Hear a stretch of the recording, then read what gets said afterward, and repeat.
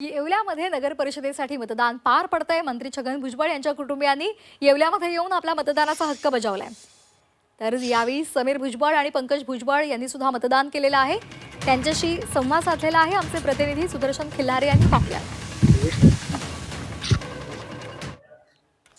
समीर भाऊ भुजबळ आज भाऊ सर्व कुटुंबीय आज एकत्रित मतदानाला आलाय, काय वाटतं?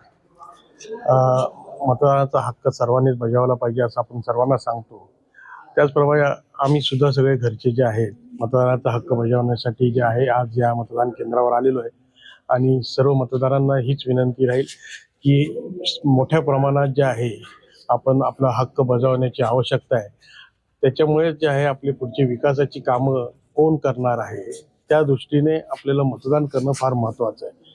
अन्यथा मतदान हे आपलं वाया गेल्यानंतर मग नंतर आपण पछतावतो की बाबा आपण योग्य माणसाला मतदान न केल्यामुळे आज आपली ही परिस्थिती निर्माण झाली। तर नंतर पछतावण्यापेक्षा आपला योग्य हक्क मतदानाचा संविधानामुळे मिळालेला आहे तो बजावण्याची आवश्यकता आहे। आपल्यासोबत पंकज भुजबळ देखील आहेत। आमदार साहेब, काय सांगाल तुम्ही मतदानाचा हक्क बजावला, मतदारांना काय आव्हान कराल?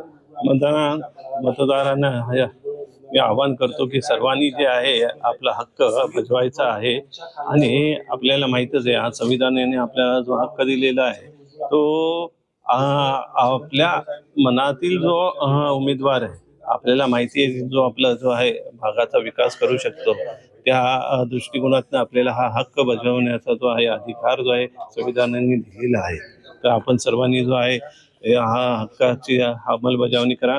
सर्वांनी जे आहे आपलं मत वाया न जाता आपण येऊन मतदान केंद्रामध्ये आपण जो आहे मतदान करावं हीच सर्वांना विनंती करतो।